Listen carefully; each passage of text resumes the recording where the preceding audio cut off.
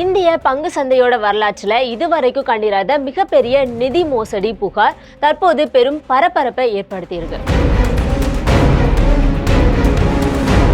தங்கம் ஏற்றுமதி துறையில முன்னணி நிறுவனமான ராஜேஷ் எக்ஸ்போர்ட்ஸ் லிமிடெட் மீது இந்திய பங்கு சந்தை ஒழுங்குமுறை வாரியமான செபி கடுமையான குற்றச்சாட்டுகளை முன்வச்சிருக்கு.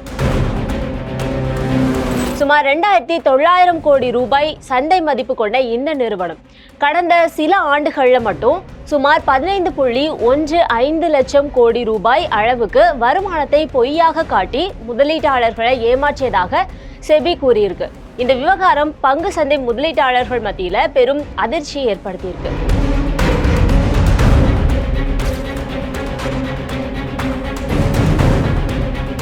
ராஜேஷ் எக்ஸ்போர்ட்ஸ் நிறுவனம் தங்கம் மற்றும் வைர ஏற்றுமதியில புகழ்பெற்ற ஒண்ணு. பெங்களூரை தலைமையிடமாக கொண்ட இந்த நிறுவனம் உலக அளவுல பல நாடுகளோட வர்த்தகம் செய்து வருது.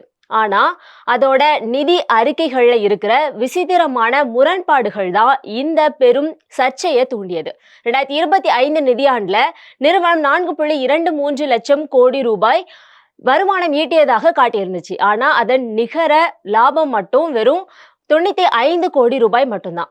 லாப வரம்பு 0.02% மட்டுமே அப்படின்னு கணக்கு காட்டப்பட்டுச்சு. இதே மாதிரி 2024 நிதியாண்டுல 2.8 லட்சம் கோடி ரூபாய் வருமானத்துக்கு 336 கோடி ரூபாய் லாபம் மட்டும்தான். இவ்வளவு பிரம்மாண்டமான வருமானத்துல இவ்வளவு குறைந்த லாபம் சாத்தியமா அப்படின்னு பங்கு சந்தை நிபுணர்கள் சந்தேகம் எழுப்பியிருக்கிறாங்க. செபியோட இந்த அதிரடி இடைக்கால அறிக்கை வெளியானதை தொடர்ந்து இந்திய பங்கு சந்தையில ராஜேஷ் எக்ஸ்போர்ட்ஸ் நிறுவனத்தோட பங்குகள் மிக கடுமையான சரிவை சந்திச்சிருக்கு. ஒரே நாள்ல 10% இருந்து 15 வரைக்கும் லோயர் சர்க்கியூட் அடிச்சு முதலீட்டாளர்களுக்கு பல 100 கோடி ரூபாய் நஷ்டத்தை ஏற்படுத்தியிருக்கு. கடந்த சில ஆண்டுகளுக்கு முன்னாடி 1000க்கும் மேல வர்த்தகமான இந்த பங்கின் மதிப்பு இப்போ கடுமையான வீழ்ச்சியை சந்திச்சு முடங்கும் நிலைக்கு தள்ளப்பட்டிருக்கு. இதனால சில்லறை முதலீட்டாளர்கள் தங்களோட பணத்தை இழந்து தவிச்சு வராங்க.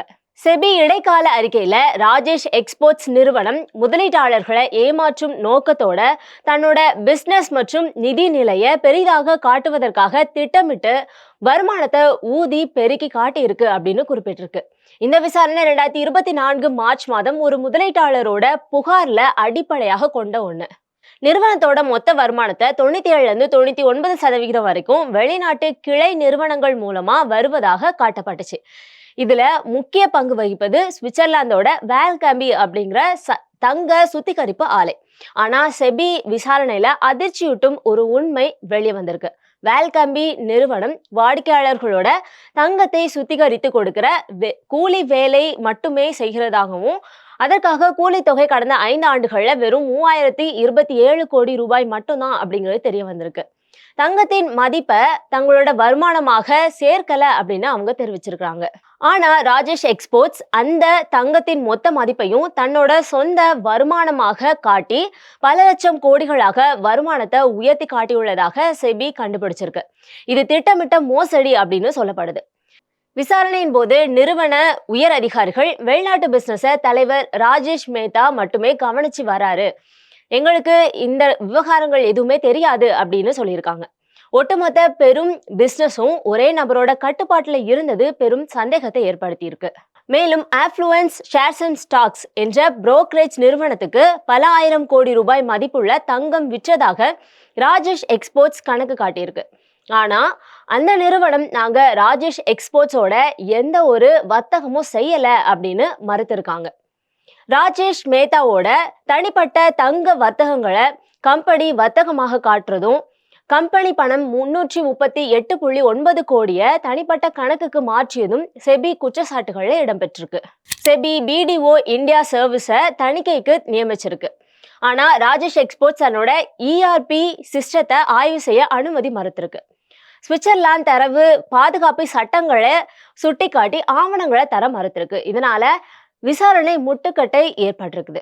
ஆவணங்களை தர மறுத்ததால கடுப்பான செபி அமைப்பு ராஜேஷ் எக்ஸ்போர்ட்ஸ் நிறுவனத்தோட தலைவர் ராஜேஷ் மேத்தா மற்றும் அதன் முக்கியமான இயக்குநர்கள் பங்கு சந்தையில புதிய பங்குகளை வாங்கவோ அல்லது விற்கவோ அதிரடியாக இடைக்கால தடை விதிச்சிருக்கு. மேலும் நிறுவனத்தோட முக்கிய வங்கி கணக்குகளை கண்காணிப்பு வளையத்துக்குள்ள கொண்டு வந்திருக்கிற செபி மோசடி செய்யப்பட்டதாக சொல்லப்படுற தொகையை பறிமுதல் செய்யறதுக்காகவும் இந்த விவகாரத்தை தீவிரமாக கார்ப்பரேட் மோசடி புலனாய்வு அலுவலகத்தோட பார்வைக்கு கொண்டு செல்றதுக்காகவும் ஆயத்தமாகி வருது. ராஜேஷ் எக்ஸ்போர்ட்ஸ் நிறுவனம் இந்த குற்றச்சாட்டுகளை முழுமையா மறுத்திருக்கு. எங்களோட கணக்குகள் துல்லியமானவை. செபி அதிகாரிகள் ரெவன்யூ மற்றும் EBITDAவை குழப்பி கொண்டதுனால இந்த வித்தியாசம் ஏற்பட்டிருக்கு. எந்த கம்பெனியும் தேவையில்லாம வருமானத்தை அதிகமாக காட்டி லாப சதவீதத்தை குறைக்காது அப்படின்னு அறிக்கை வெளியிட்டிருக்கு.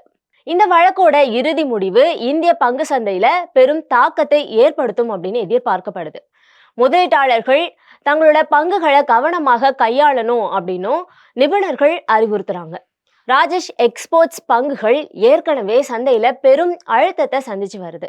கடந்த காலங்கள்ல நாம பார்த்த சத்யம் கம்ப்யூட்டர்ஸ் கணக்கு மோசடியை விட இந்த ராஜேஷ் எக்ஸ்போர்ட்ஸ் விவகாரம் பல மடங்கு பெரியதாக உருவெடுத்திருக்கு.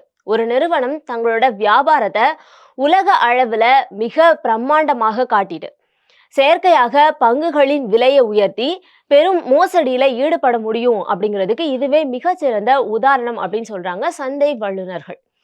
அதனால முதலீட்டாளர்கள் ஒரு பங்கோட வருமானத்தை மட்டும் பார்க்காம அதோட நிகர லாபம் மற்றும் கடன்களை துல்லியமாக ஆராய்ந்து முதலீடு செய்யணும் அப்படிங்கறதுதான் இந்த சம்பவம் உணர்த்துற கசப்பான பாடம். இந்த சம்பவம் இந்திய கார்ப்பரேட் துறையில வெளிப்படைத்தன்மை மற்றும் கணக்கு தணிக்கையோட முக்கியத்துவத்தை மீண்டும் நினைவூட்டுது.